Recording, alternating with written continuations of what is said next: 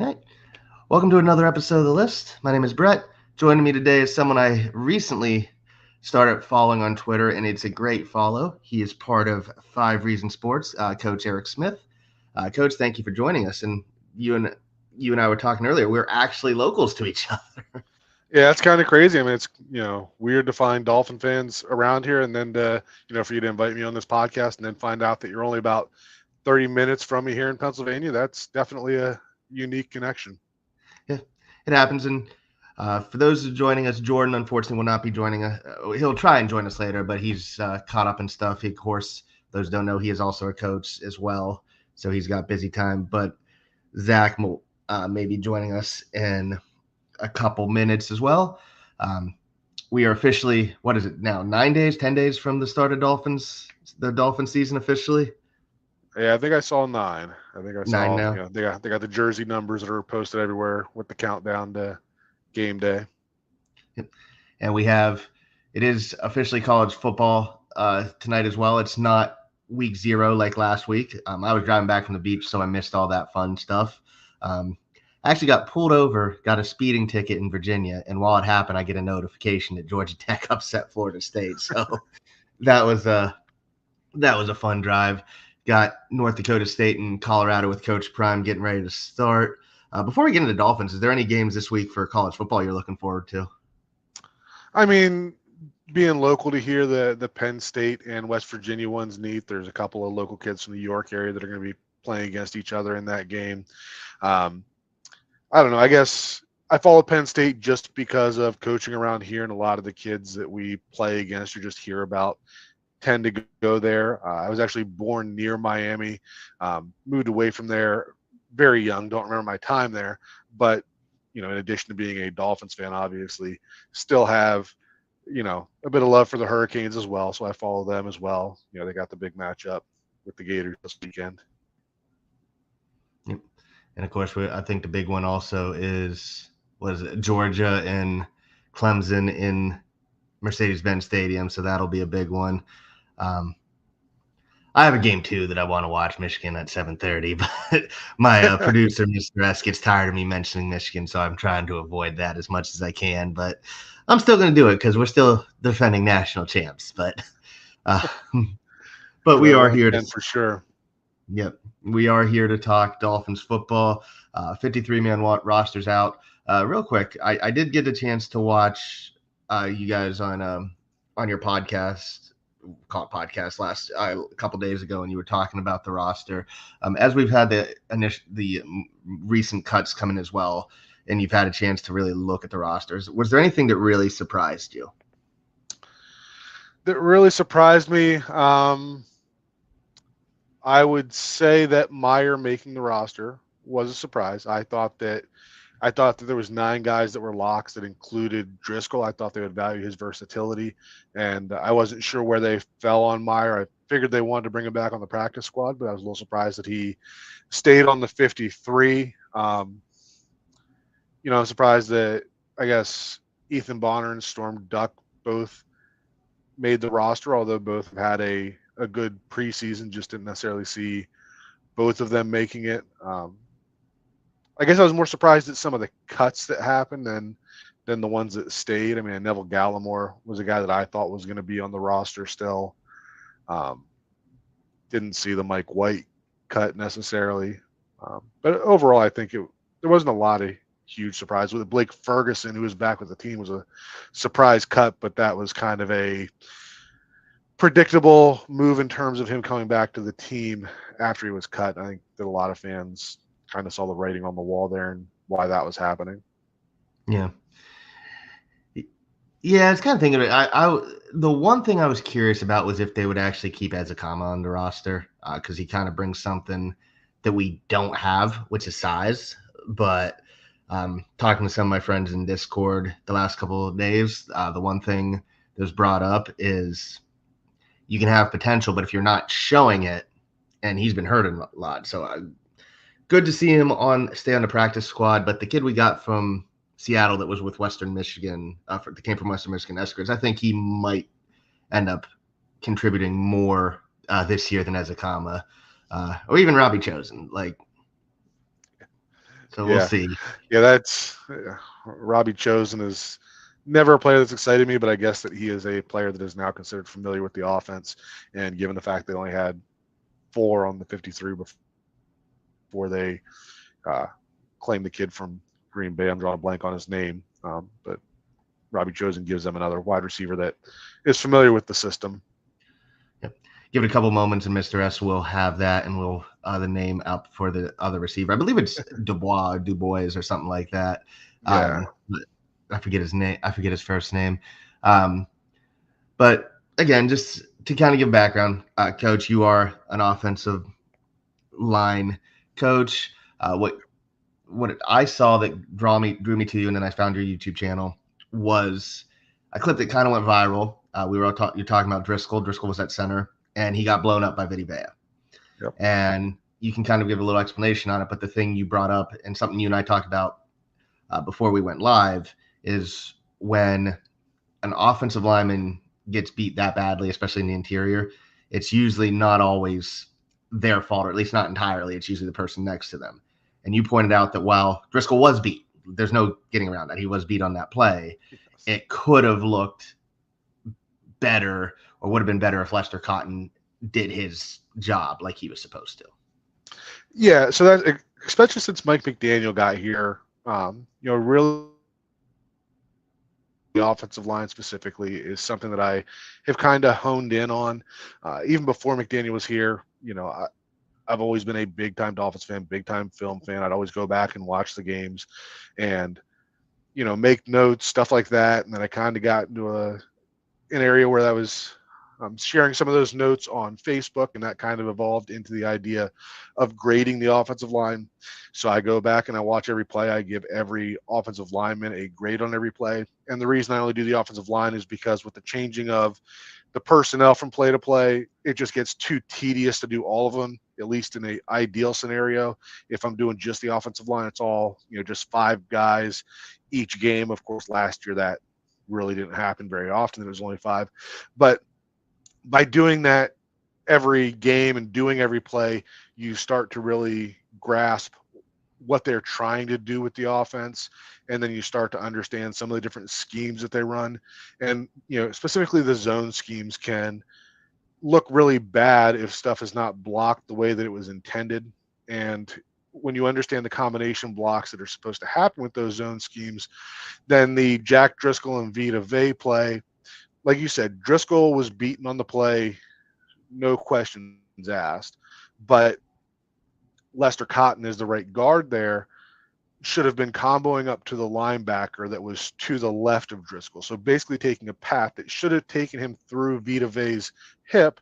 And if he gets a good combination block there and really gives a good shot to Vita Vea from the side or from the hip, and is able to displace Vita Vea, which is a term that you'll hear often in zone run schemes, then maybe Vita Vea still wins that rep, but he doesn't just blow Jack Driscoll directly back because he is displaced and doesn't have the forward momentum. So that was what that clip was about. And just that even though Jack Driscoll did lose that rep, it was compounded by Lester Cotton not doing what he probably should have on that play to the full extent. Yeah. And I did watch your gradings, all 3 of your gradings from this preseason, just to get a little explanation. So how you graded, if I understand your videos right, you give a full point if everything is done as it's supposed to be by the offensive lineman, even if it may not win the rep. If they do what they're supposed to, do you give them a full point? If they mess up at any point, like if they just do partial, it's a half point, and if they completely blow their assignment, it's 0. Yeah, so I mean, if they do their job, it is 1 point, and that can, doing your job can range in a lot of different ways.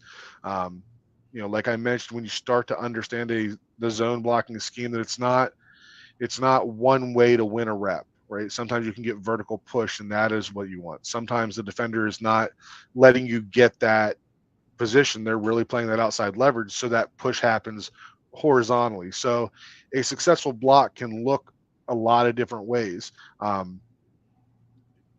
are certain plays that maybe the technique does not look the cleanest, but it's still effective.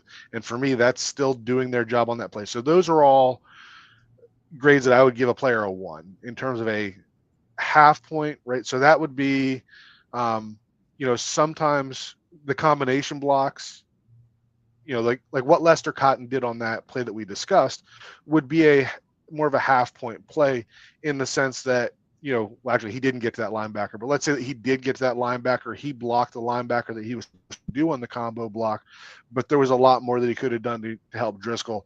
That's partial credit for me, right? Or, let's say that, pass blocking, that you get your initial pass block, and we know in this system that Tua gets the ball out extremely fast, but maybe you lose on a secondary move. I'm not gonna say that the guy got 0, he gets no credit at all for that rep, because he did part of his job, right? So that would be some examples of where I would give half a credit, and then 0 would be that you just didn't do your job, right? Whether you're a guard that is supposed to be reaching in a zone and you don't get your hat across and get to that position, and that player affects the play, then that's going to be a 0. If you lose a pass rep that a defender is able to get an early pressure on a quarterback, that would be a 0 grade. And there's rare instances that you could get a negative grade too, but that would be something that a player is just completely bowled over. And the Isaiah Wynn, where he got injured last year, was a pretty good example of that. It was a pass play that Jordan Davis just completely bull rushed him onto his backside. He ended up getting injured, but that would be an example of a play that would get a negative grade for me. And then I take those, and I used to take those and just say, number of snaps divided by the number of successful plays, and you get a percentage, right? You were at, I don't know, 85%, 93%. And those are what I shared for a while. And for me, they made sense. But then, I would share them to some different social media things, mainly Facebook at that point. And I get a lot of comments saying, this player sucked in that game. How did you give them an 89%, when really an 89% is, it's not an awful performance, but I'm not saying that he was a B plus or whatever that equates to on a typical academic grading scale. So going into this season, I kind of revised that turned it into a 10-point scale, and it seems to be working out a little better. I don't have quite as many people saying that the grades don't make sense. Obviously, some people don't agree with them, but I think it gives a little better reflection as to, a really good player would be like an 8 to 10, and, bad would be probably less than a 5 is where it's averaging out. But that's kind of the background of what I've been doing. And to go with the grading too, feels like we're picking on Lester Cotton a bit, but it looks like he was consistently, of the people that made the team, was your lowest rated player. And it seemed like the common issue that ended up happening was, and you mentioned the combo blocks, it seemed like the biggest complaint you had was a lot of plays were dead because he isn't holding or wasn't hitting the combo blocks like he was supposed to. Yeah, so I mean, the entire time that Lester Cotton has been here, the biggest complaint has always just been his lack of athleticism, in my opinion. And that shows up just over and over again. And a lot of times, where that shows up is if on a combo block and then he is trying to reach a linebacker and he's just not athletic to get there. So that linebacker is essentially getting a free run into a running lane. Or let's say that, there's some plays, specifically Liam Eichenberg has some good ones in this sense, that maybe he's the right guard, we're running to the right side with a 3 technique defensive tackle, and where a guy like Eichenberg or a Wynn has the athleticism to wall off that 3 technique tackle. That's just a play that, a Lester Cotton consistently is not able to make. And those are just my complaints with Lester Cotton. On the flip side, he does get movement in, short area better than some of the other guys. And, I I would guess that the reason that he's on the roster over some of the other guys is that even though he may not be getting great blocks every rep, I get the feeling that they're comfortable that he knows where he's supposed to be. So maybe they feel that, Lester Cotton getting a partial block, getting a piece of a linebacker that he's not athletic enough to completely cut off is better than, continually putting new pieces in there where you end up with blown assignments and guys that are not on the same page with the combo blocks and end up with linebackers that are just completely free running. And as Zach joins us, Coach, I think I heard something I don't really hear much saying, and two words in the same sentence is Eichenberg and athletic stuff. Yeah, and I don't get that one.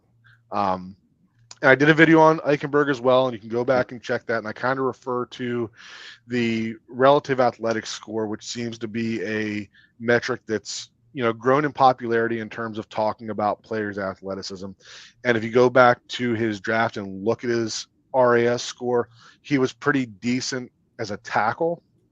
And if you on the RAS site, you can flip the position to compare it, and you can if you put him as a guard, he is really good athletically as a guard.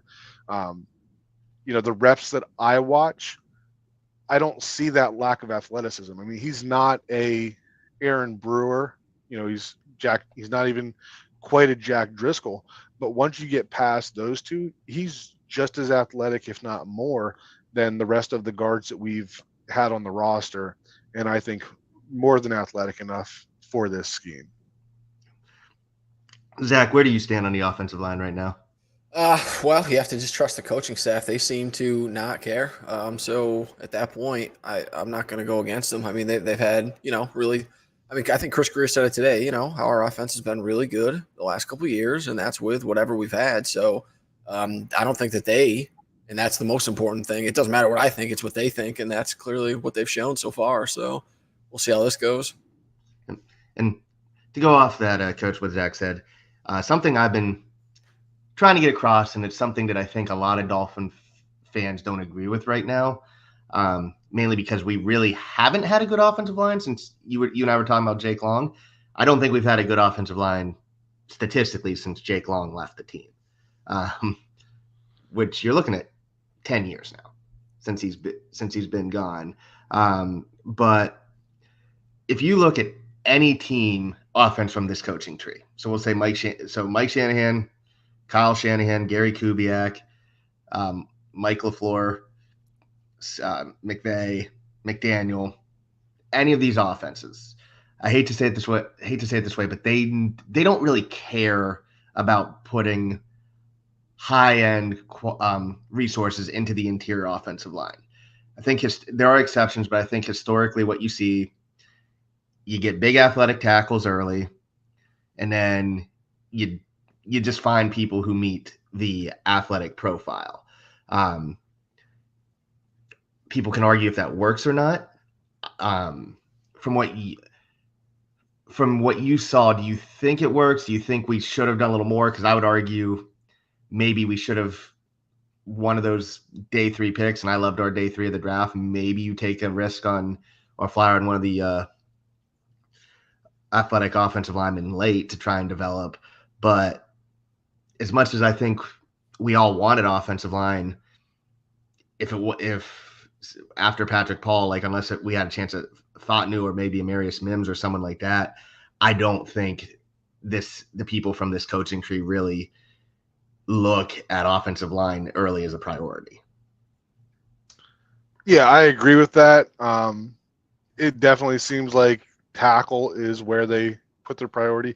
And I mean, to be honest, if you look at almost all of the linemen that they've brought in, all have tackle backgrounds. You can go back to Connor Williams back at Texas, being a tackle at Texas. Even Aaron Brewer actually played tackle in college also. You look at Rob Hunt was a tackle at, Louisiana Lafayette. Eichenberg was a tackle at Notre Dame. Rob Jones, I believe, was a tackle in college. So all of those guys were offensive tackles in college. in terms of high investments, right? McDaniel, when he first came in and they asked him about this same type of thing, he said if he could have all guys that were 6'8", 350 or something like that, he would love to do that. But that's just not realistic. And whether it works or not, I think over the history of this philosophy, there are plenty of examples of where it did work. When you go all the way back to the Denver days, you can look at Sean McVay and with the Rams, having some success with this system. Kyle Shanahan in San Francisco. I mean, they really could have won a Super Bowl last year if not for the Greenlaw injury.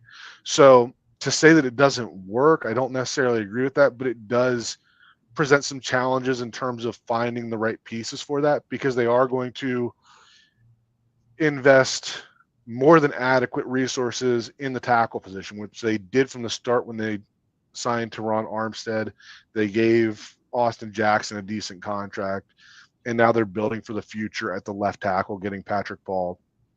But as far as the interior guys, there was a good quote by Chris Forrester from the 49ers earlier this offseason where he talked about, and he was talking about the offensive line as a whole, but I think it's really more of the interior offensive line, that there's a very fine line between, a serviceable interior offensive line in this system and somebody who's just awful. And they're always playing that balancing act. And I think that's where they're trying to get. They're trying to get a group of interior offensive linemen and some depth that keeps them above that bar. But I think that as fans, if we're going in and we're hoping to see, Fatanu was a popular name in the draft, and I don't think that they were going to invest in him as a interior offensive lineman that high. And I don't think that athletically he fits the mold of what they look like for a tackle. I think Patrick Paul is kind of a prototype for what they would look for in terms of size and athleticism. So I think that, we're not going to see them investing big in the interior offensive line.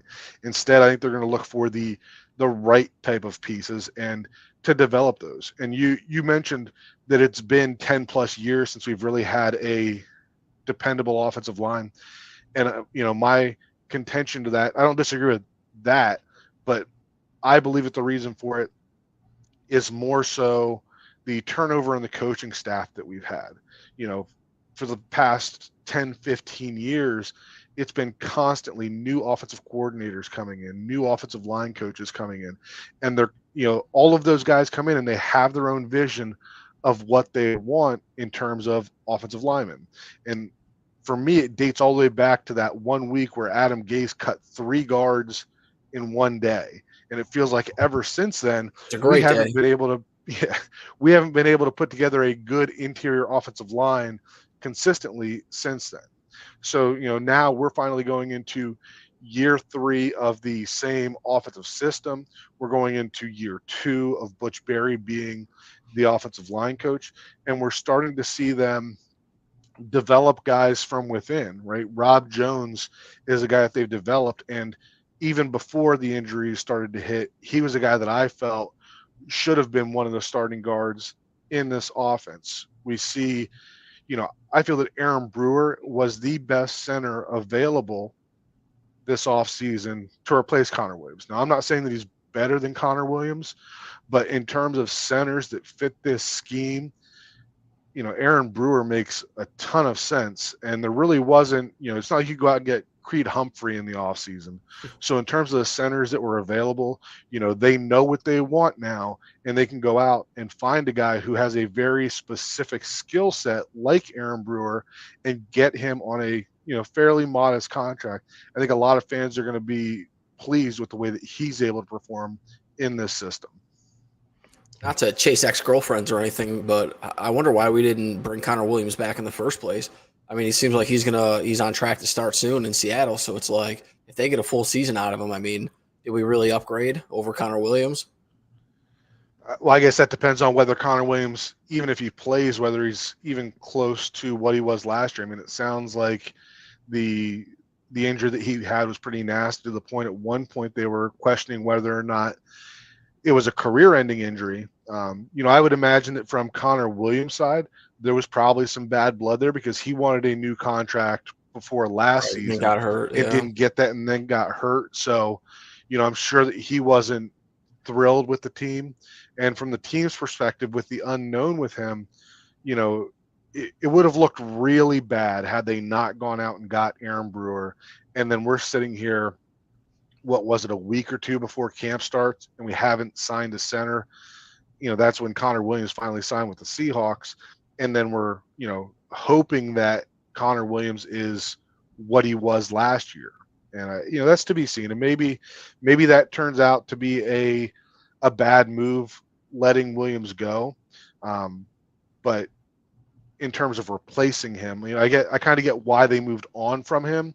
And I think that the way that they replaced him, I feel was a good strategy and a good player that fits this system, even though it may not be the same level of player that Connor Williams was last year. Yeah. And to go with center, I think a big area of contention, and it goes kind of with this, is we went into last year with Ike being the main backup or the main and only option to be backup center. And I think it's fair to say that was a disaster, at least in some games, because his first game against Buffalo was one of the worst games I've ever seen. And it happens, but I think people look and they're like, okay, why are we going in to year 2 with Ike being the choice for backup center? Now, it may have changed, though, because it seemed like they were leaning towards Driscoll being that until Tampa. So this is kind of a two-part question. Do you think Meyer, who I actually think was really, really good, probably the best offense, aside from Patrick Paul, best offensive lineman for the Dolphins this preseason, just from my eye test, do you think Driscoll being cut had anything to do with Meyer's play? Do you think Meyer's play has been good enough that he becomes the main backup? And what do you think Ike has done that fans can have hope that he is not a liability this year? Okay. So let's take the Andrew Meyer part first. And so I agree. Andrew Meyer had a really good preseason. There were a lot of good things that he showed. I said even before the 53 that I felt this is a player that Miami should be looking to keep on the practice squad to develop for the future.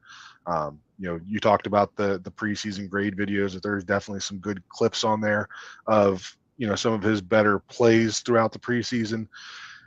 I feel like in terms of who's better, right, I felt that by releasing Driscoll, I thought that it was a statement that they felt that Kendall Lamb was a better option as a backup tackle, Cotton was a better option as a backup guard, and Meyer was a better option than Driscoll as a backup center, which meant that Driscoll would have been, the third or fourth guy off the bench. And I feel like that's the reason they decided to move on from him.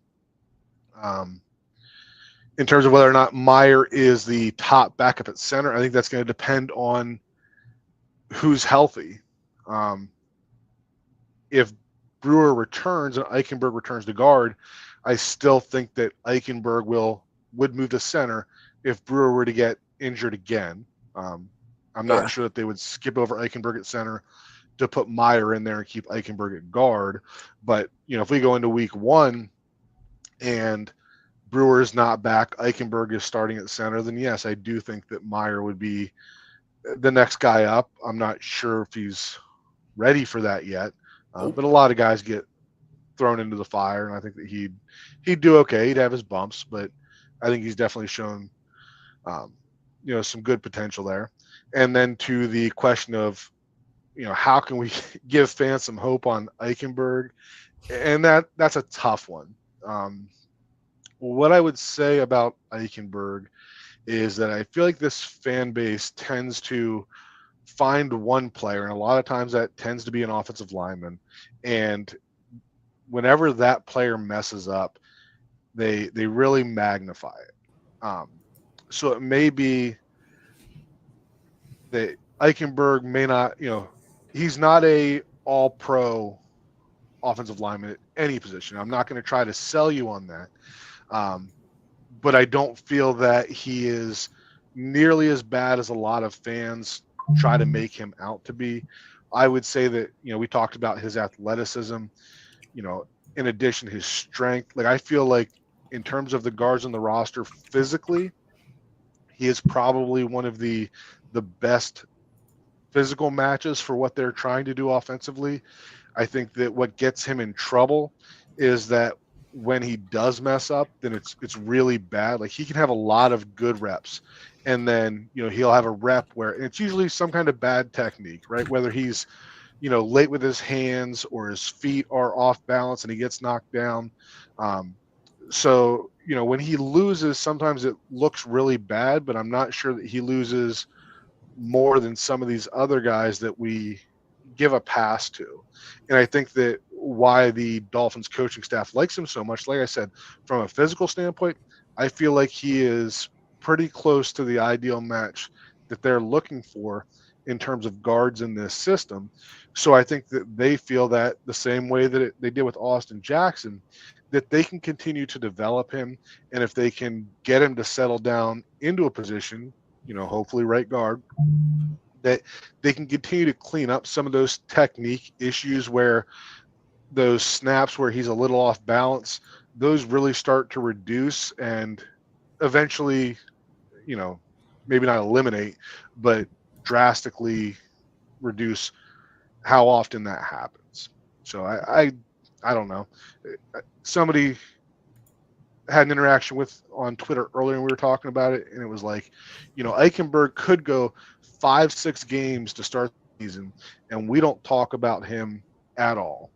But then, he could go, and in week 7, he gets bowled over, right? He gets too wide on a pass set and loses his feet, and the entire Twitter universe is going to blow up again. Like, hey, Eichenberg sucks. Why do we have him?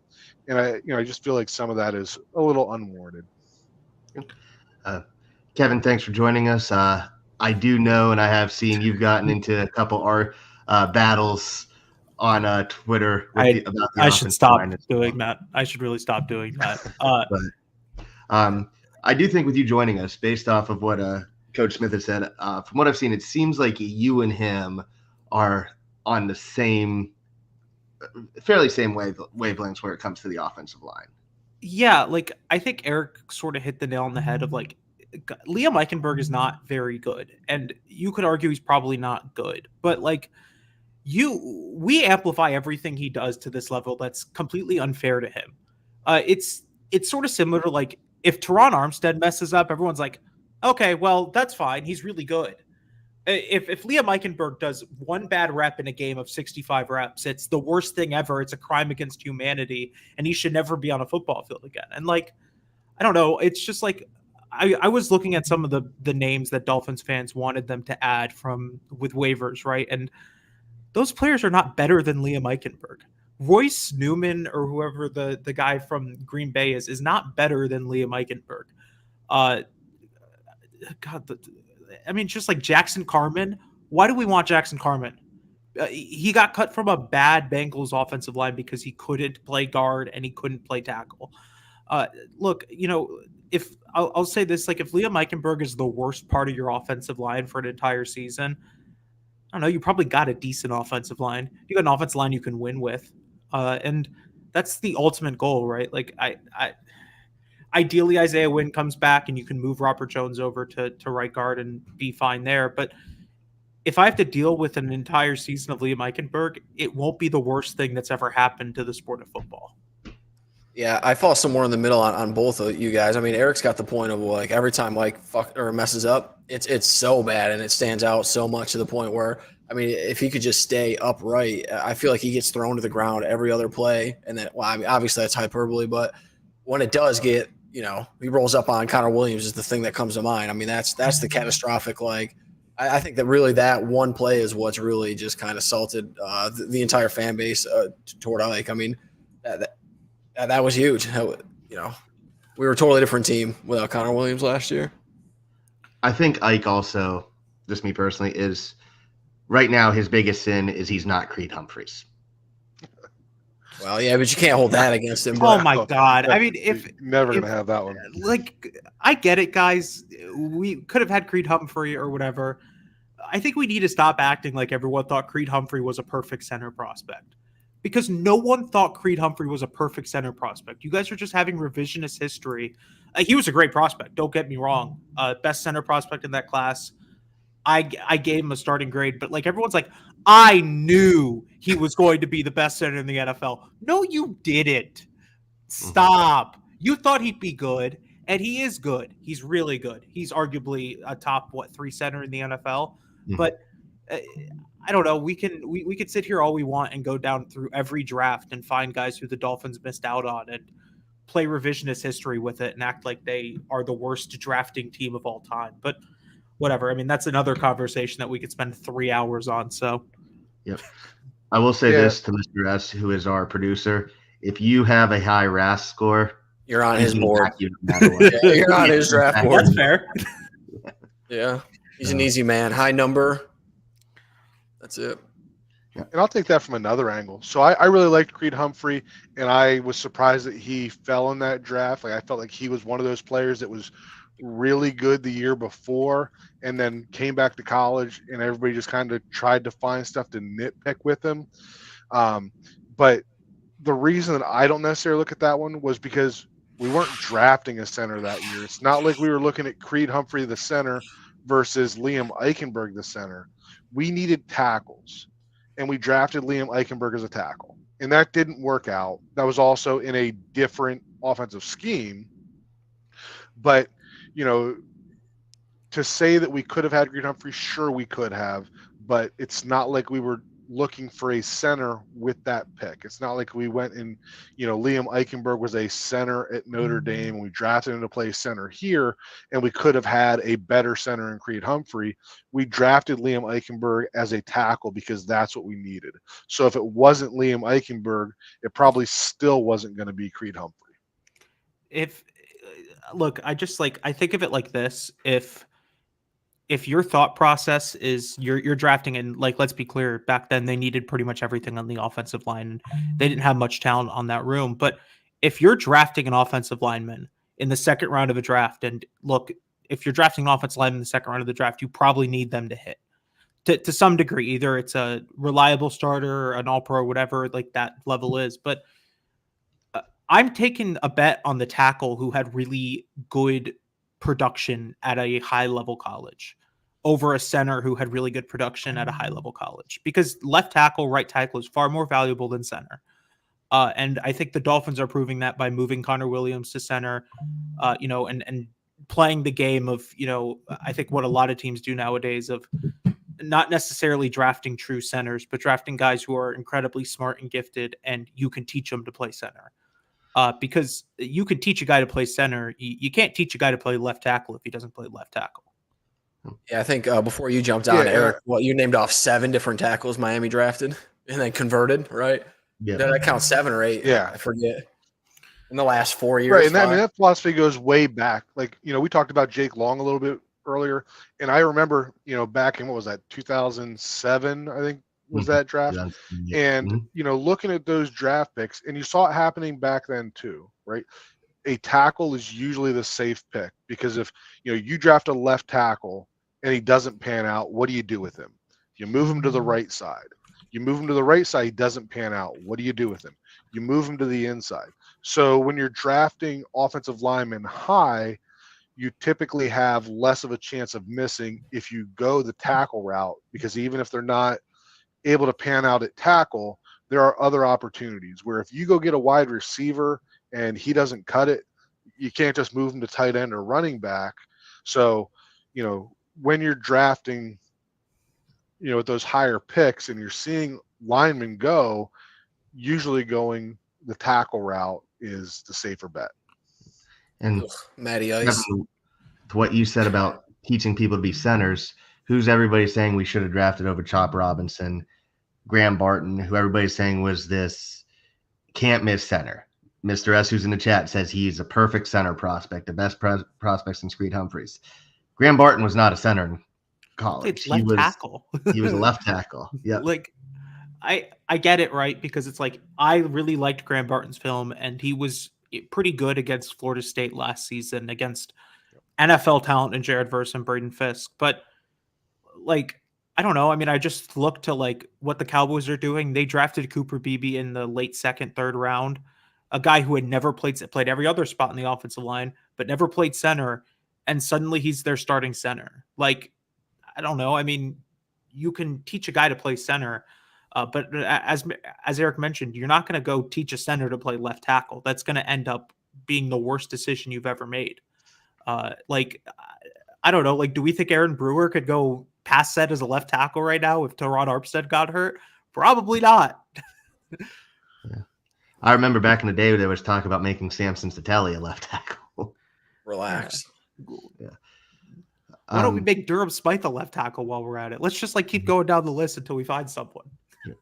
Do you guys think that because there were some I'll say quote unquote high profile snap issues the last 2 years with Ike and Connor, do you think, like, I don't even know if high profile is the right word, but it just feels like they're magnified to the point where it may be more noticeable just because one of them was the Chiefs game in Germany. We missed a scoring opportunity against Chargers week 1. Do you think Dolphin fans are a little overly sensitive to the snapping issues and to centers than they should be? I do.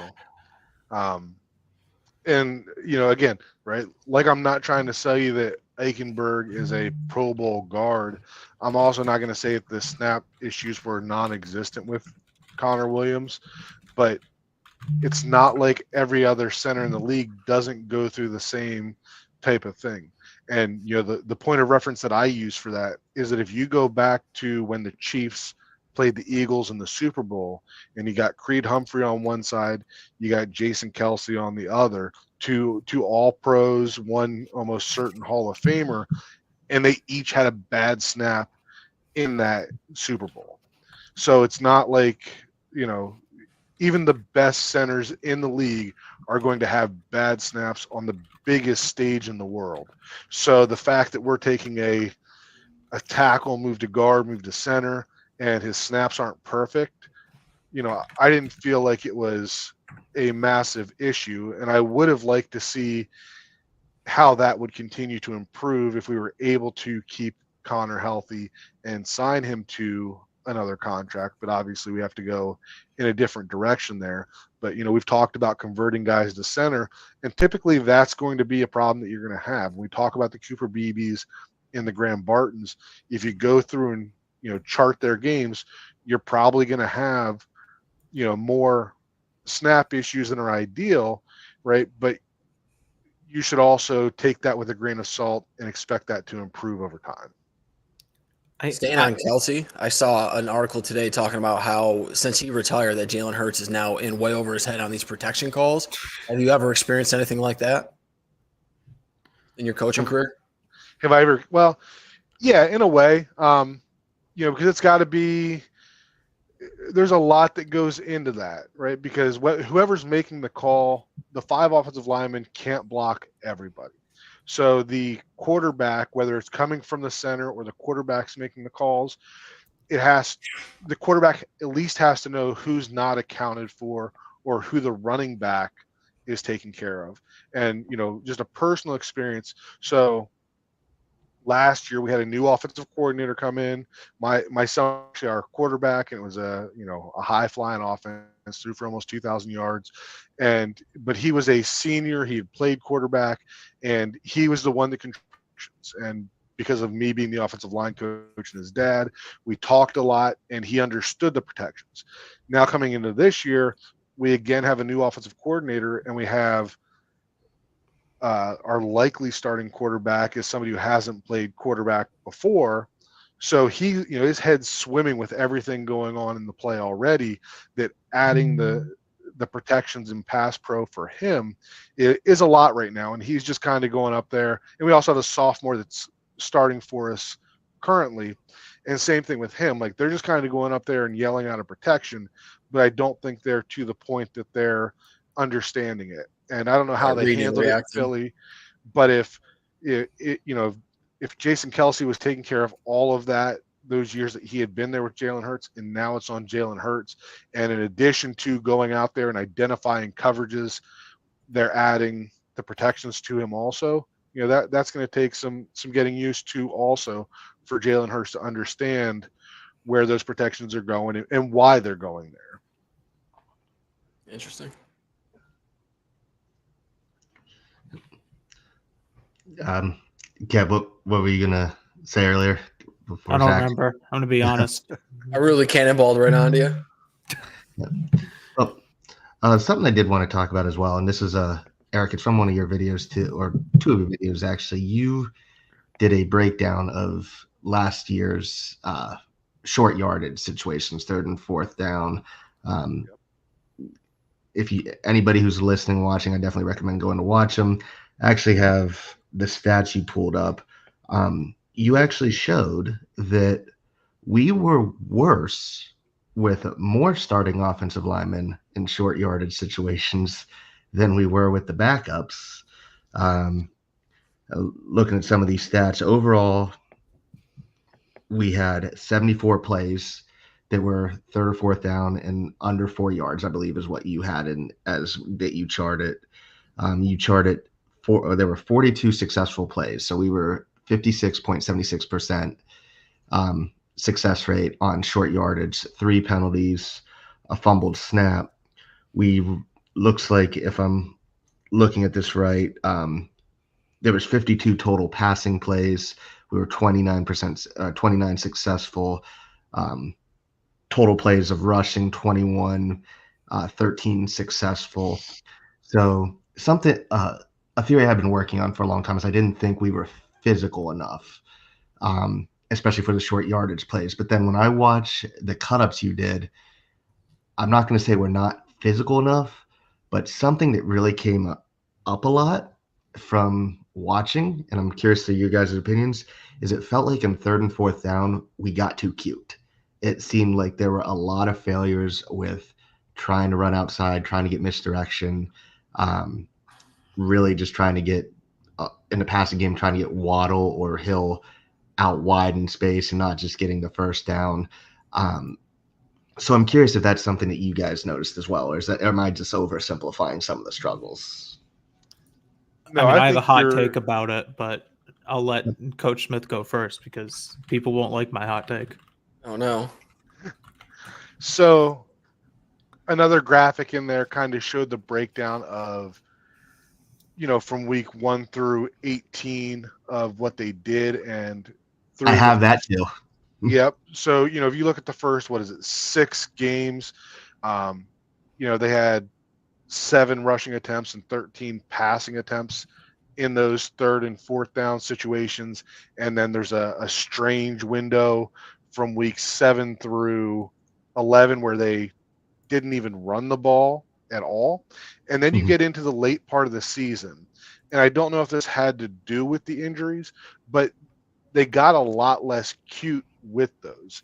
And they ended up converting at a much higher rate running the ball than what they did earlier in the season. And a big part of that was that even though they had backup offensive linemen in, that they started to go to a more downhill scheme of running more duo and inside zone schemes where they were getting north and south. And, as opposed to, everybody loved the crack toss that really took off in the Denver game.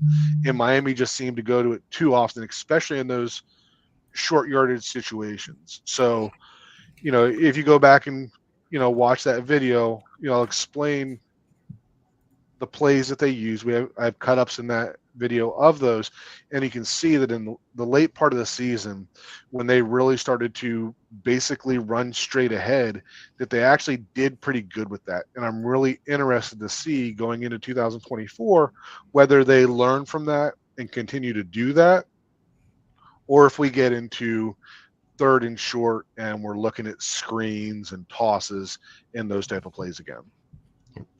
What's your hot take, Kev? I think the Dolphins' offense is better when they throw on 3rd and short. I know everyone loves to say the run the ball, because I get it. Like, run the ball, it's 3rd and 1. If you can't run the ball for a yard, you probably shouldn't be playing football. But like, I think if we look at what the Dolphins' strength is as a football team, it's being incredibly athletic, having the fastest football team in the NFL, without a doubt, and being able to stress defenses by using that speed with Tua's timing and his quickness as a quarterback to get the ball out quickly. Uh, they ran a few of those. I don't know what we call it, the curl wheel, the wheel RPOs. They build off of it with a lot of different routes, but they ran a lot of those mid-season for first downs on 3rd and short. And I did a similar sort of deep dive. I didn't go 3rd and 4 and 3rd and 3, so I'm sure the numbers might be a little different. I went 3rd and 1, 3rd and 2, and they were, I think, like a plus 0.47 EPA when they per play when they threw the ball instead of running the ball. And it's an incredibly small sample size, regardless of what you do. I mean, it's I think you have to have at least 100 plays before you make even a baseline assumption of what they are good at and what they're not good at anything. But I don't know. I think that, like, if you get to 3rd and 1, 3rd and 2, you should probably just go to your strength. And for the Dolphins, that strength is throwing the ball. And it's throwing the ball and using the speed that they have. I would absolutely agree with, please run less screens. For the love of God, I don't want to see another Tyreek Hill screen on 3rd and 2. I know it works sometimes. I just don't want to see it. That and the completely off topic, but I don't want to see another red zone fade to that man ever again. If you throw a red zone fade to Tyreek Hill, you should be benched from coaching. You should be benched from play calling. Yeah. If you think that is the right play. But like, I don't know. I think the numbers and sort of what I saw was that, like, they do really well when they throw the ball on 3rd and short. And it's not always going to work, but it's probably their most effective way of getting yards. Yep. To go with that, though, Eric, with your cut up, one thing I noticed is, for all the complaints about the offensive line, in those situations, the offensive line seemed to hold up fine. Really, I didn't see many sacks in those critical situations until the Tennessee game, which, as far as most of us are concerned, didn't happen, because that was just a shit show on all levels.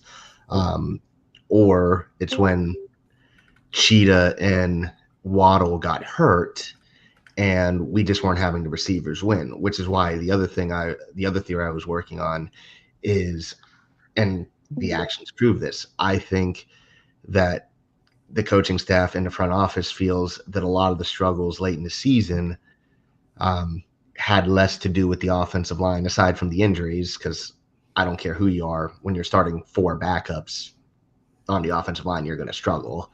But I think it had more to do with, they were saying, when Waddle and Hill are struggling, we just aren't winning, and we need something.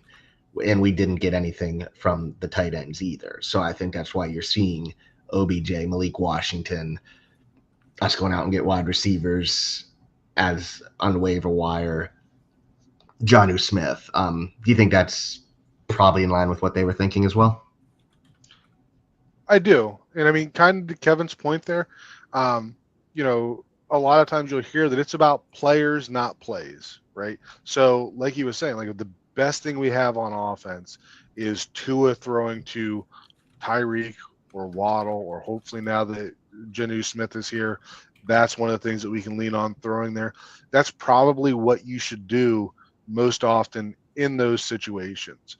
I hope that when you do stuff to run, right? So my hope is that they continue to go to those guys still at a higher rate, but when they do decide to run, that it is more straightforward.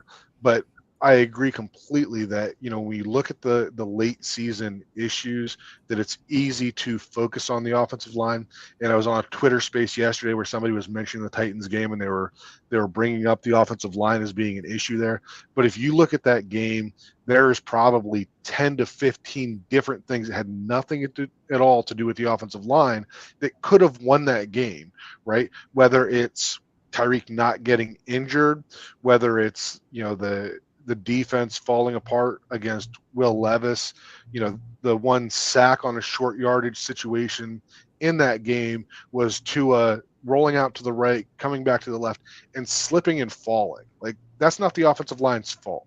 And then you get into, the Kansas City game and even the Buffalo game where we have no edge rushers at all. We're bringing guys in off the street that same week and then putting them on the field.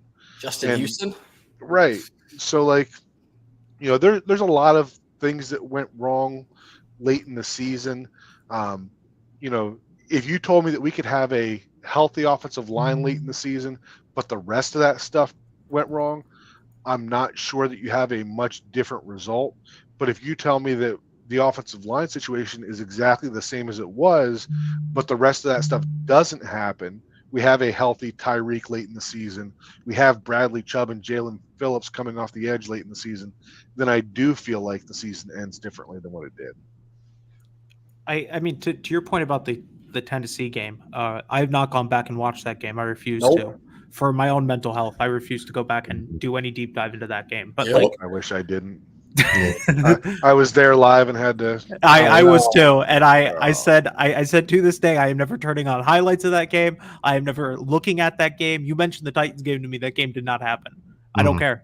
But like, I do remember like Elijah Campbell was in at safety, and Elijah Campbell did not have a great game. I love Elijah Campbell. I think he's a very talented football player. He did not have a good game against Tennessee. And he was like pretty responsible for a few of those deep plays that Tennessee got late in the game. That part of it maybe was Vic Fangio's defense putting him in tough situations because safeties have to do a lot in those defenses. And if you're not a vet or incredibly talented, you kind of get exposed. Maybe it's that he wasn't fully ready because I think he had to come in middle of the game because someone had gotten hurt. But like, we can look at the offensive line and blame the offensive line for that game all we want.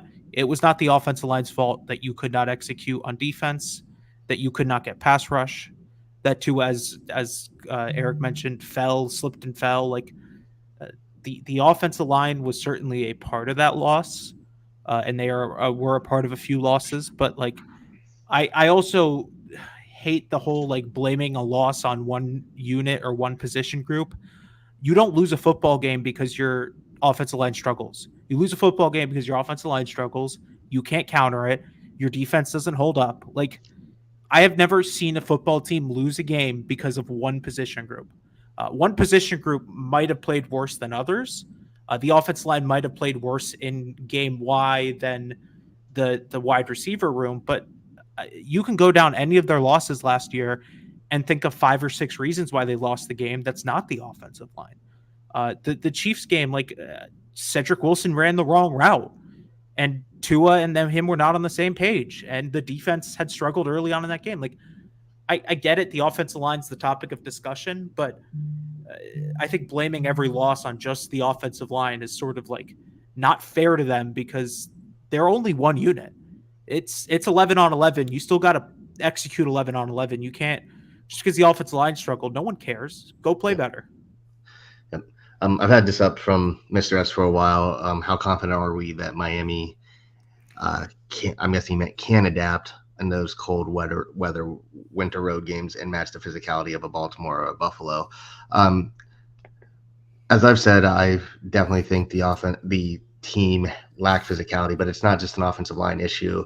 And again, Eric has the cut-ups on his YouTube channel. There's a lot of wins in those games by the offensive line. There's a lot of losses too. But I think what we forget is physicality is not just on the offensive line. Mentioned Cedric Wilson, Braxton Berrios, Chase Claypool.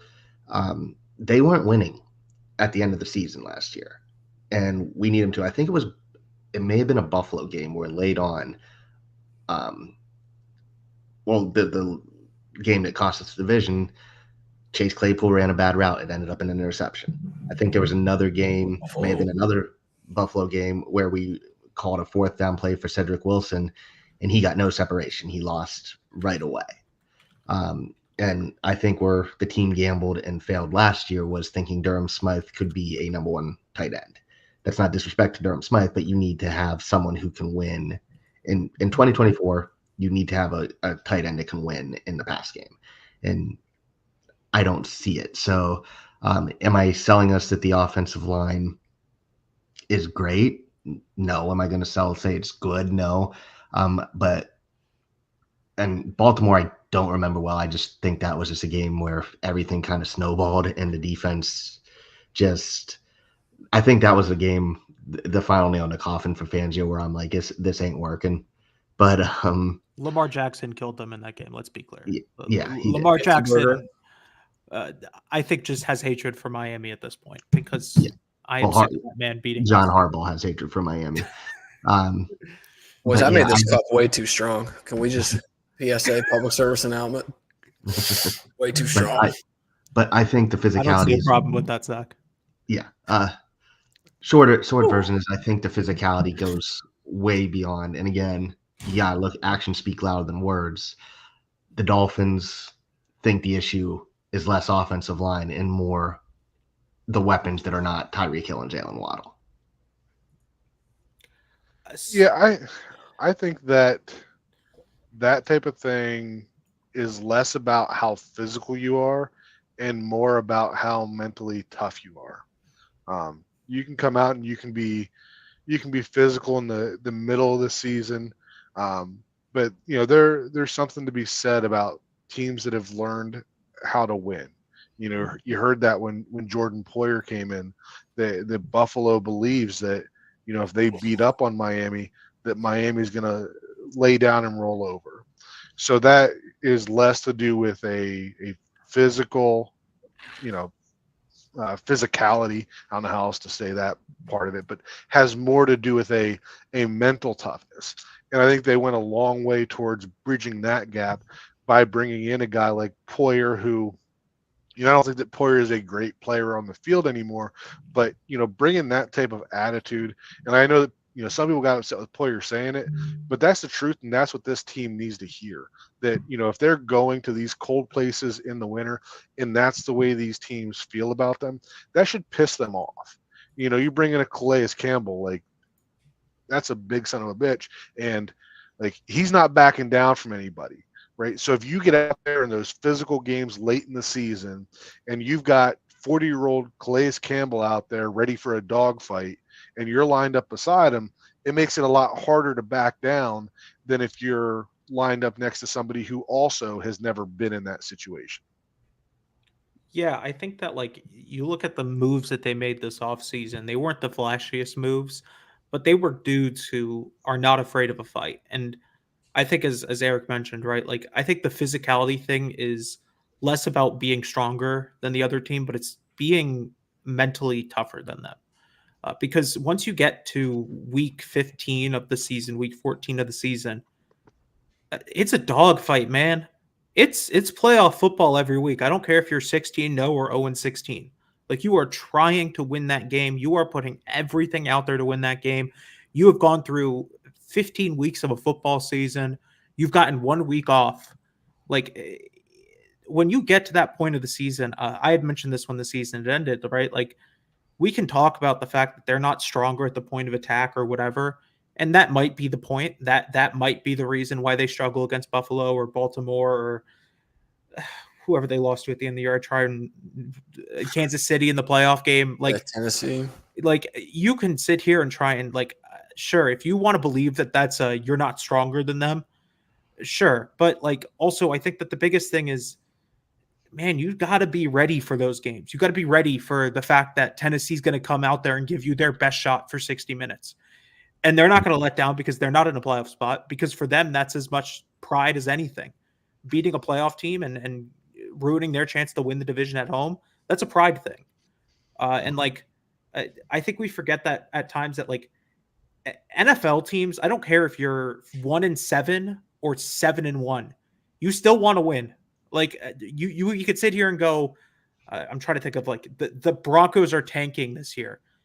The front office might have made moves to tank. The front office might have made moves to be worse than every other team in the NFL. You are not going to go out there and try and tell Nick Bonito on the edge to take a playoff because we need to lose this game. Mm-hmm. Sorry, that's not how football works. If you are here for the toughest reality of your life, like, you are not telling a guy to go down and not play hard. And so like when you get to week 15 of the season, it takes a different animal to win those games. You can win week 1, week 2, week 3 all you want, but to the point of like, can they beat Buffalo? Can they beat Baltimore? They've got the talent to do so. In the case of Buffalo, I need to see it first. I need to see them go to Buffalo and win that game.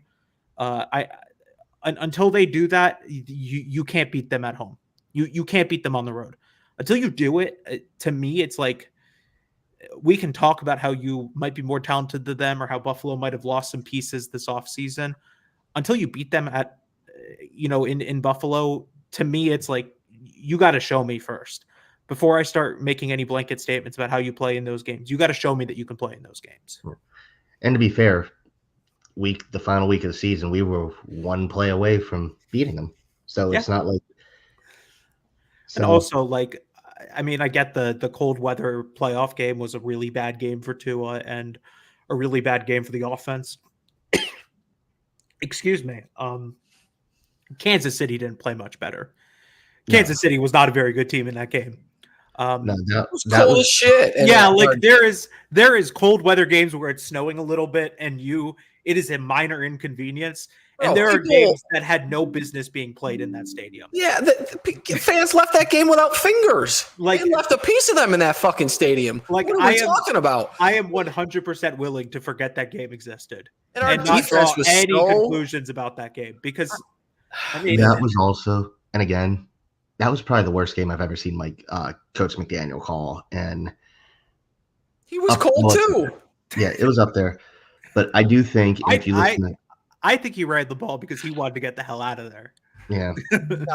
The thing about that game is, like, when you're talking about starting street free agents and guys that weren't on the team literally 7 days fucking before that, you're not going to have a good time.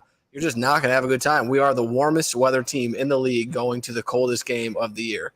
Statistically, you ain't going to have a good time. I mean, no matter the X and the O's, the Jimmy and the Joes, throw all that out. I mean, you can just boil it down to simple things like that sometimes. Like, we can overanalyze, but it's just it's not what we needed.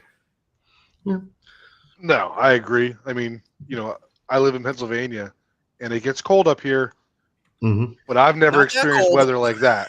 I've never experienced anything like that, and I hope I never do. So going from Miami, like, I know when I take my trips down to Miami and, the doors open up on that plane, it's a different weather. It's a heavy heat. So I couldn't imagine being used to that and then going to Kansas City.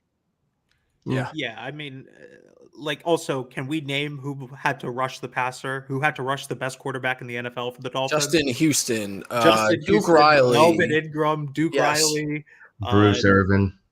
Bruce Irvin was a guy who was on that roster. I blocked that out. I don't even remember that. I blocked that part out. They were, and it's not like the Dolphins lost to the Steelers or the Browns in that weather. They won the ring. They lost to the eventual Super Bowl champions. It just sucked. They had to play them in the wild card round. The Dolphins didn't do what they needed to before that. Right. But I think that pretty much any team was going to lose to the Chiefs in those conditions. Yeah. I mean, on that same thought, like, how much is that going to play into the back of the coaching staff, front office's mind as far as, I mean, we're looking at OBJ right now. Chris Gear said we put him down, meaning we want him for January. We don't give a shit about September, January. And I wonder how much that's going to play a role into, because they were already conservative to begin with. But to get that far, that deep, that much momentum to just, I mean, since Black Friday, ever since Black Friday was over, it's just straight from Black Friday down. I think people forget how long the NFL season is. Yes. So it is from September 7th or whatever to this year, the end of December, and you play every week except for one. And you know what, man? The NFL does not care if you're tired. You got to keep going. Yep. Yeah. And the other thing to mention too is you hear it from the coaches and the players. I think the offense knows that they got away from what they need to do. I think they started stat chasing. Again, the game didn't happen, but you cannot tell me that the reason we lost to Tennessee or didn't score more touchdowns was because McDaniel was trying to keep Tua's touchdown streak going. Love Tua, but when you have 3 or 4 plays from inside to 5, again, coach, you have the cut up on your YouTube channel. there were a lot of plays where it's like, I just remember everybody being like, why are we not running? We have a running back that has 20 rushing touchdowns. Why are we not running? So I think it's like when you have a young head coach, and Mike McDaniel is still a really young head coach, when you get to a point where you are in that situation of, oh, Tyreek Hill might hit 2,000 yards, Tua might have this streak going or this record, you can try and say that you're going to blank all that out and focus on winning the football game. But young head coaches, right, like you're going to see those things, and that's as much a resume builder for you as it is for them. Yep. It looks really good on your resume if you could say that you got Tyreek Hill to 2,000 yards for the first time in his career. You broke Ricky Williams' touchdown fucking streak. Yeah, I mean, like, what are we talking about? We set records with or without it. It's just, but it's like it normally happens one year and then it never happens again, because it happens once. You kind of get your ass kicked late in the season because you were trying to chase things that you probably shouldn't have been chasing. And I promise you, Mike McDaniel, I don't care if Tyreek Hill has 1,990 yards in the final game and they have 10 seconds left in the game up by 6. He's kneeling the football. I don't care. I don't care if you think that, like, yeah, like, sure, if they are 1 yard away from having a 2,000 yard rusher or whatever, sure, they'll hand the ball off, tell them to get a yard and fall down. But they are not going to be chasing records this year. That they either happen or they don't this year. And being in Pennsylvania, the one thing I can say is Andy Reid, when he was with the Eagles, constantly had great regular seasons. What was the main complaint about him with the Eagles? They couldn't win. Quarterback threw up at the Super Bowl. Donovan McNabb, perennial choker in every big game he's ever played, dating back to Syracuse. Maybe that's why. Chip Kelly was their coach for a few years. Yep, Zack is a Syracuse fan, for those who don't know. But the big thing was, despite being in a cold weather area, when it came to January football, the Eagles choked. So sometimes you just have to learn to adapt. And Andy Reid's arguably top 5 coach in NFL history now. So Big Red. Yeah. Not funny how that works when you get the best quarterback in the NFL. The dream for everyone. Probably check. You get the. But that's not his only claim to fame, though. I mean, he had good stops everywhere. He was a good coach before then. But this cemented the shit, though, for sure. Yeah. But yeah, I'm not saying that we're going to get there with McDaniel, but I do think, as Kevin said, sometimes you just got to remember, like, coaches make mistakes too, and I think the stats show, and I think the film shows, that as much as we didn't always have the Jimmies and Joes, we were stat chasing a lot. We were stat chasing a lot towards the end of the season. Can we make something real? Tyreek gets 2,000 if he doesn't get hurt. Whether we were forcing it, whether he wasn't forcing it, he was on pace. If he didn't miss games, if he didn't get hurt in the Tennessee game, his ass was getting 2K. Like, and I don't think Mike McDaniel was in the huddle going, all right, guys, we need to get Tyreek Hill the ball because he's so close to 2,000 yards. But it's like a subconscious thing of, like, you just sort of know it's there. And I mean, Tyreek Hill's also your best player. You're going to find ways to get the ball in his hands. This isn't, God, I can't believe I'm about to say this, Durham Smythe getting close to 2,000 yards, and you're going to start. Man didn't score a touchdown all last year. Force feeding Durham Smythe. But, like, I do think that they sort of went away from what worked. And some of that might have been the injuries, Waddle missing time, Achane missing time, Tyreek Hill being hurt throughout the year, the offensive line being hurt throughout the year. And, like, it's a little bit harder to run the offense that you've been wanting to run this entire time when half your offense is hurt. But, I mean, they subconsciously went away from what worked. And I think they tried to get back to it late in the year. The Dallas game, they had sort of tried to get back to what had worked, but it's a little too late to sort of flip that switch on with 3 games left in the year and automatically run the same stuff that worked in week 3. Yeah. And so I have a little bit of a take on the coaching side of that. So in that third preseason game, the Dolphins let John Embry serve as the head coach for the second half of that game. Yep. And that's not unheard of, right? Head coach always wants to build up his assistants. That's good for him.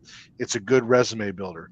But if we go back to the beginning of the offseason, the question was posed to Mike McDaniel whether he would give up play calling duties. And I think we all know that's never going to happen. No, you'll have to kill him. when I heard that Embry was serving as the head coach for the second half of that last preseason game, it made me wonder whether McDaniel's not going to give up offensive play calling duties, but is he going to delegate a little more of the head coaching responsibilities to some of his assistants? Like, will John Embry serve as more of a true assistant head coach and help with some of those decisions where Mike McDaniel, on game day can focus in a little more as a offensive play caller and be able to take a little bit off of his plate? And I don't know if that's true or not. It's just a thought that I had. I think it was. Go ahead, Zack. Sorry. Well, he tried to do that last year with Fangio anyway. He wanted Fangio to be the head coach of the defense. He wanted to focus on offense. I mean, and that's, I'm not going to hold it against him for having the strategy. It just didn't work out. I mean, clearly we see that, but that'd be the only thing I had to add to that.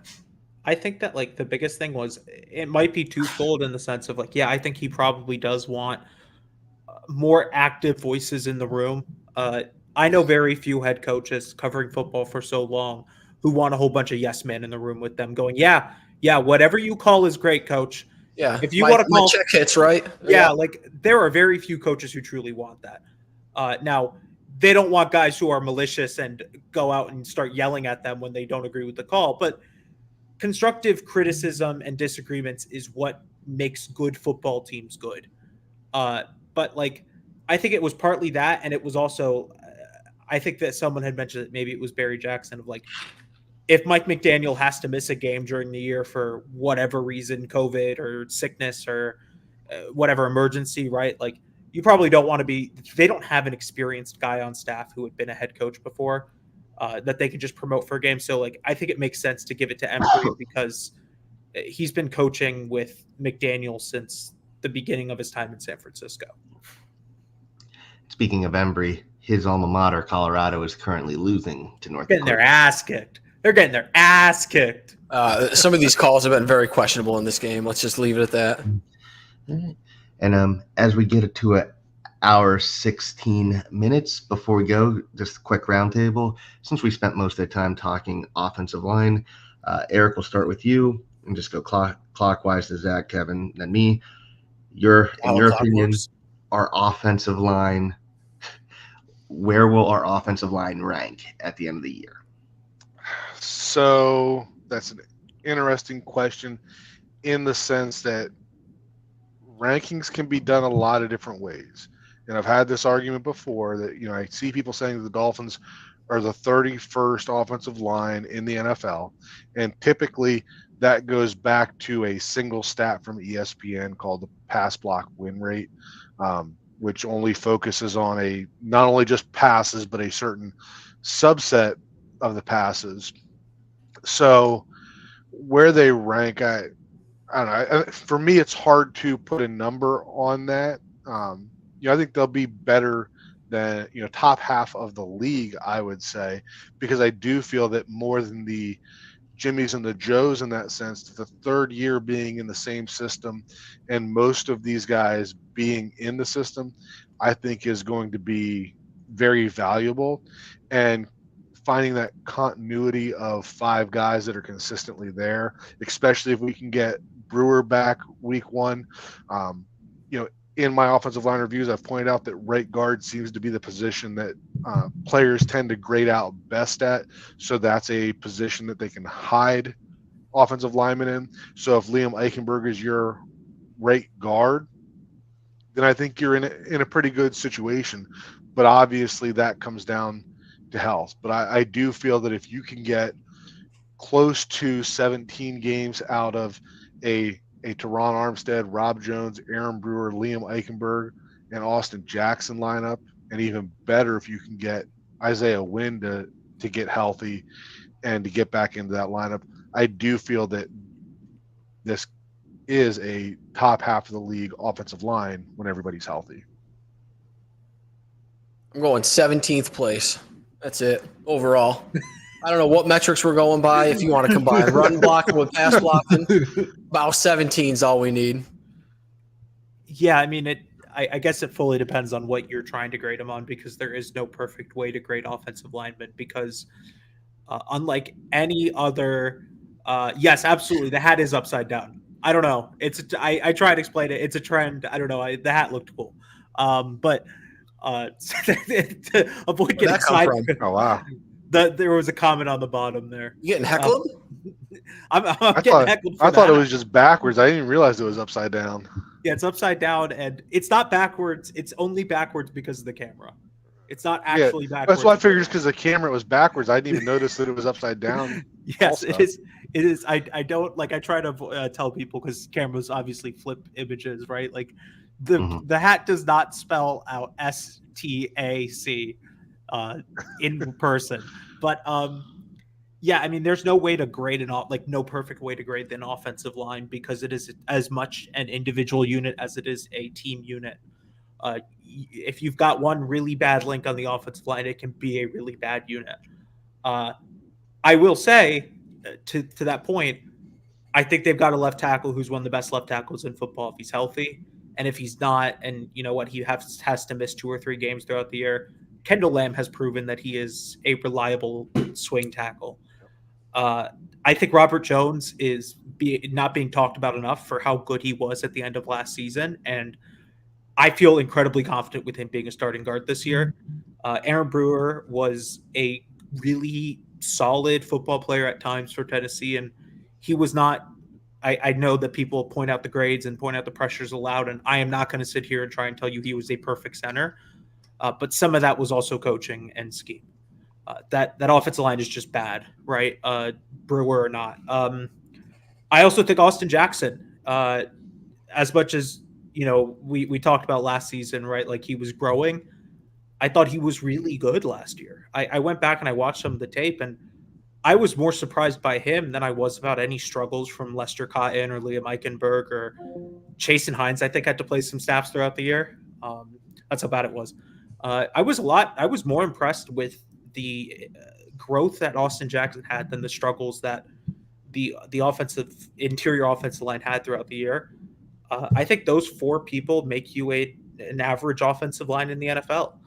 Maybe a little bit below average to some degree, but I think that this offensive line, if they can find someone who can play right guard to some sort of consistent level, I don't know if that's Eichenberg or Lester Cotton or Isaiah Wynn comes back and you can move Robert Jones back to right guard. Whatever the move is to find that right guard. I think Eric had mentioned it, right? Like when you're grading that offensive line, and it's something I realized I don't really grade offensive line like he does, but you can hide a right guard in this scheme. You ideally would not like to hide any offensive lineman in any scheme, but you can hide a right guard in this scheme. So even if the right guard is below average, but not terrible, you can hide him. You can still have an average offensive line with the rest of the talent around him. So I think that they'll be improved. And I think some of that might be coaching. Some of that's going to be coaching. Some of that's going to be just player development in the system. But I mean, year 2 should be where the system starts to sort of click for some of these guys and the coaching starts to click a little bit more. So I guess if I had to put a number like 20th to 17th, as Zach mentioned, a very specific number that middle of the pack. You know That's what? Why not too low? 17. That's 17. You know what? We don't need them to be the world beaters. We don't need them to be the fucking shit kickers. We just need them to fucking be adequate, stay there, stick around, and show up in January. You know what? I'm agreeing with Zach. 17th place. Agreeing with Zach is always an interesting decision, but Zach is about right. Bringing you down and beating you with experience. I don't know what's going on, but Zach is right. And shout out to Cap for Life in the chat, who's talking about the zone blocking scheme and being its scheme for running backs to flourish. Where is this chat? On the side, look at comments on the side. There's no damn comments. I don't have that one on mine. Yeah. I think that's only a host thing. Okay. Well, yeah, I got it. Shit. We ain't found shit. Well, shout out to him because he's talking about that, and I do think at times we got a little bit too much away from the run game, too much away from the play action game last year, and that's part of the reason we struggled. So I do think. So I'm also going to go with a bold prediction as well. Not only do I think if we stay committed to the run game and play action, we will have a top half of the league offensive line. I predict, and here's my bold prediction, that we will have someone as additionally to Armstead make the Pro Bowl. Who is the it? offensive line? Name it. I'll say Austin Jackson. Gotta be. That's what I was going to go with. Yeah, layup. What do you mean? Yeah. I do also just want to say, like, you want to fix some of the run game stuff. Start bringing in 2 tight ends a little bit more. Start running a little bit more 2 We got the horses now. Like Julian Hill's coming. Like I think that like it's really easy to blame the offensive line for some of those struggles, but I mean, I don't know if like I think that the Dolphins have good run blockers at the wide receiver position. They are not as good as run blockers as Julian Hill, Jonnu Smith, or Durham Smythe. No block, no rock. And so like I would like to see them run a little bit more 12 and run a little bit more pony throughout the year, just because I think that's where they're best. And I don't have the numbers to support it, but I feel like they're best when they're a little bit heavier in terms of their personnel sets.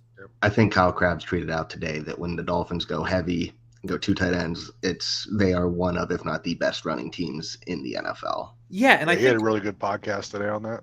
I think the numbers also support that they are a lot better in 2 running back systems, and it makes sense when you've got Raheem Mostert and Devon Achane and Jeff Wilson, who is still a reliable running back, and now you have Jalen Wright in the mix, right? Like those guys, defenses have to account for that speed, and it is incredibly difficult to account for the speed that the Dolphins have at running back when they have so much of it. So I'd like to see them run a little bit more 12 and then run a little bit more 2 running back systems throughout the year, because I think that helps the offensive line and the running game overall. Staying on the running backs, what do you want to see as far as workload split? Because Wright's earned some fucking touches, boys.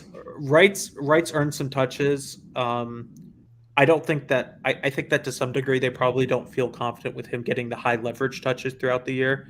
The 3rd and shorts when you need the first down kind of yardage. But I do think that he's a guy who you can sprinkle in, and like you did with Achane last year when he sort of fully started to get a grasp of the offense, treat him a little bit of like a change of pace back. I think we're probably discounting what Raheem Mostert is in this offense. Like I know that like in fantasy football draft grades are not the end all be all of like where a guy gets or how many workload or whatever, but like Devon Achane's going in the 2nd round of fantasy drafts. I think that's a little insane. Mm-hmm. Like I think we're forgetting that Raheem Mostert was really good last season. And so like I don't think that they're going to fully fade Raheem Mostert. Split wise, something like 50-40-10% of carries, like something like that. Like maybe you get up to like a guy getting 60 if they're the hot hand. Because I mean, there's certainly a situation where Cap knows what's up. Exactly what it was. We ain't found shit. But if Devon Achane's going for 150 yards in a game, don't take the ball out of his hands. Yeah. I don't give a crap if you have a workload that you're trying to reach. Figure out the workload later. Yeah. You obviously want to keep him healthy, but I mean, if he's going to win you a football game, let's let him win you the football game. Yeah, I think that's perfectly said. But gentlemen, we are hitting an hour and a half, so I know y'all. I can go all night. I can go all night That's my too. first cup. It's fine, you guys can, but I'm ready for bed. I gotta get up early. So he's got an actual job. Boo. I do. Yo, we all do. Relax. I'm a journalist. I wake up at 10 o'clock every day. Yeah. Eric's a coach. He's got a film study tomorrow. Probably has a game. Take off my real job for game day tomorrow. Yeah. But definitely everybody watching, definitely go follow Kevin, follow Eric. They both do great work. I see Eric's YouTube channels up there as well. If you're a Dolphin fan, especially, go watch them. They are very good breakdowns. Oh yeah. Follow, and I do have to say this: List Podcast on Twitter, the List Fins Pod, is 13 followers away from 1,000, and the promise I did make, and I'm getting it on film now as well. Get us to 1K followers before the game day next week. I will do a hot ramen challenge and add a hot sauce to it. I do have ramen? Yes, I do have the Roll double. The fuck up. Let me finish. I have the double spicy hot ramen. Sauce on it. I do have some double spicy ramen, and I am adding extra spicy hot sauce on it as well, and we'll eat it on stream. This is not what I was sold. I was told you were doing like a hot chip challenge, like the hot gummy bear challenge. You're going to say some ramen fucking noodles? I thought he was drinking like a bottle of hot sauce. I thought he said drinking it. What the fuck are we talking about? Well, Mr. S apparently overpromises stuff too. If he knew Jesus. yell at him. Look, I was promised that he was going to drink the entire bottle on stream. Yes. And then try and run the rest of the stream. I saw That's what I someone was say promised. that, and I was like, I'm not doing that. I He's think gonna rip that V-neck like Yeah, Hulk fucking Hogan, beat his chest like Planet of the fucking Apes.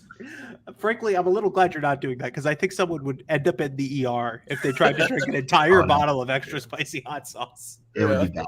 It would be bad. Well, really, let's talk about this challenge here because this ramen noodle shit, that's out the window. Well, what do you want me to do? I'll take care of you. Okay. Slip in my DMs. Oh no. Brett, you might want to reconsider this. Yeah, we'll see. I'll Zach go to doesn't the get devil's house with you. Zach doesn't get a say in it. Oh, shit. But on that note, we will keep talking. You can yell at Mr. S later, Zach, because he oversold this. Everybody have a good Labor Day weekend, and it is almost time for football season. So peace out, everybody. Thanks for having me, guys. Bye. Thank you for joining.